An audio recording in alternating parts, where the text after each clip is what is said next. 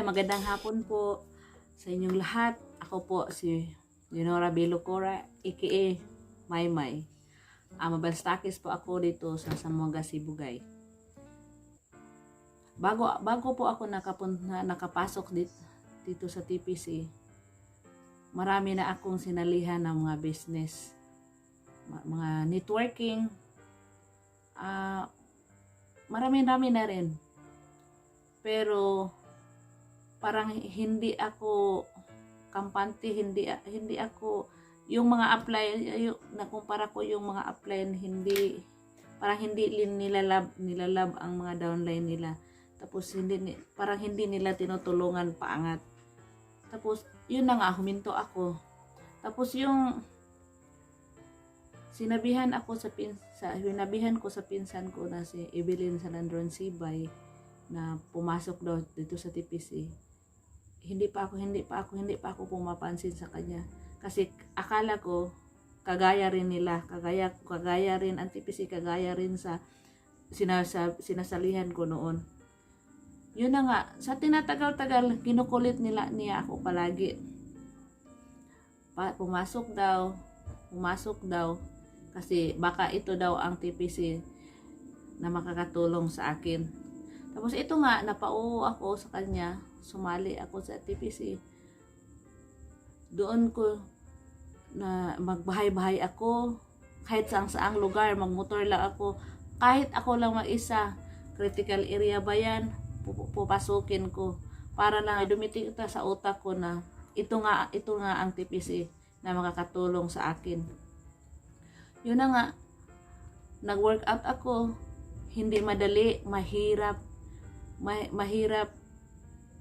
talaga mag-workout nga ikaw lang mag-isa, kasi yung upline ko si Coach Evelyn Sibay nandun sa Manila, walang mag-guide sa akin, wala akong kasama sa kahit saan magpunta.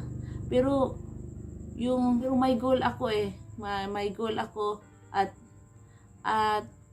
nagtiwala ako sa sarili ko na kaya ko. Yun ang sa buhay natin, hindi madaling magkapera, hindi madaling mamuhay ng maayos, kasi pinanganak tayo na mahirap. Pero hindi pwede na pinanganak tayo ng mahirap, mamamatay din tayo ng mahirap. Ito nga, may goal ako na balang araw makaahon din ako sa kalagayan ko na walang pera. Yun na nga, sa buhay natin, hindi madaling umasinso, pero magtiwala lang tayo sa sarili natin, at higit sa lahat sa Panginoon. Mag-pray lang tayo palagi. Mag-pray. Kahit bago saan magpunta, mag-pray. Sure ako na nadinggin sa Diyos ang ating pinapanalangin.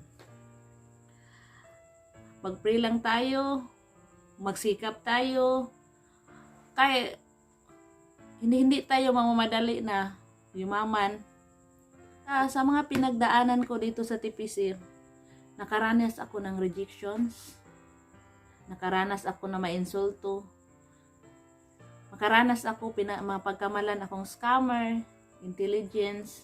Sabi sa sarili ko, kaya kong harapin ang mga rejections, kaya kong harapin ang mga pagsubok sa buhay. Huwag kang pumayag na puro panaginip lang ang success.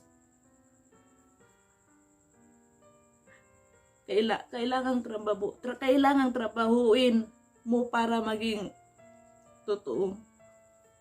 Basta laging tandaan, never give up on success. Walang bitaw. Kung susuko ka, talo ka. Kung kakayanin mo, magtagumpay ka. Magtiwala ka sa proseso ng Diyos, at higit sa lahat, magtiwala ka rin sa sarili mo.